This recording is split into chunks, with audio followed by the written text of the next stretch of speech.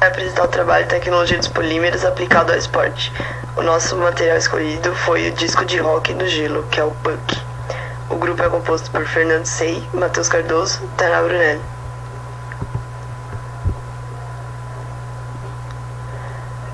O hóquei no gelo teve origem no Canadá em 1860. É jogado em um rink de gelo e são compostos por 6 jogadores cada time e o tempo de duração são 3 tempos de 20 minutos.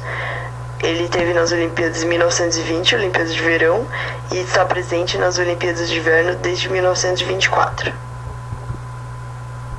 Em 1990 teve uma tentativa de melhorar o material do puck para ser mais visível durante os jogos, então foram adicionados materiais coloridos refletores ou refletores prismáticos laminados na peça. Um disco de hóquei é formado de borracha vulcanizada. A parte superior e inferior de alguns discos são decorados com a equipe ou logotipos da liga. O design padrão dos discos, modelo NHL ou profissionais, foi regularizado em 1940 por Art Ross. A inovação dessa fabricação é que ela era fácil e tinha uma consistência durante o jogo. O processo de fabricação do puck consiste numa mistura da borracha vulcanizada com outros materiais e é colocado em um molde de 2 partes. Um pallet de moldagem de 200 cavidades do molde é preenchido à mão e o molde é frio comprimido, em temperatura ambiente. Aí, em um processo separado, os discos recebem uma tinta à base de borracha de silkscreen. Aí pode ser colocado um logotipo no disco nas máquinas de serigrafia. O papel de cera é colocado entre os discos para transporte, para não prejudicar um disco com o outro, o contato. Atualmente, os discos de rock são fabricados em apenas 4 países: Canadá, Rússia, China e República Tcheca. O processo de fabricação dos discos profissionais é diferente de discos que são vendidos como souvenir, que são mais simples. O controle de qualidade da fabricação do puck consiste em verificar se os discos são iguais em tamanho e peso, eles devem ser padronizados, e a reciclagem consiste se os discos estiverem diferentes ou acontecer algum problema, eles podem ser reciclados, depois aproveitada a borracha. Após produzidos, algumas amostras são congeladas por 10 dias e em seguida elas são testadas antes do jogo. Durante o processo de silkscreen, a tinta pode ser afetada pela umidade do ar, as partículas de poeira e cabelo. Então, se isso acontecer, pode ser feita a lavagem do disco para daí passar pelo processo de silkscreen de novo. A borracha possui algumas características importantes, que é a elasticidade, a resistência à abrasão, flexibilidade, impermeabilidade, resistência à corrosão provocada pela maioria dos produtos químicos e facilidade de adesão a tecidos e ao aço. E essas propriedades possibilitam que o material possua rápida recuperação quando submetido a grandes deformações. A borracha não vulcanizada é composta por cadeias poliméricas longas, cada uma com um grau de polimerização de 1000 ou mais da unidade estrutural C5H8. No processo de polimerização, a reação do isopreno ocorre pelo processo de adição, com rompimento das insaturações nos lados da cadeia, como mostra a figura.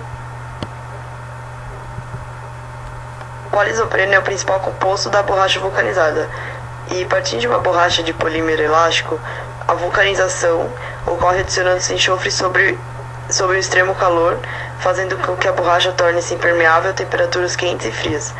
Nesse processo, as sequências de átomos de enxofre se unem com o poliisopreno, ligando suas longas cadeias entre si.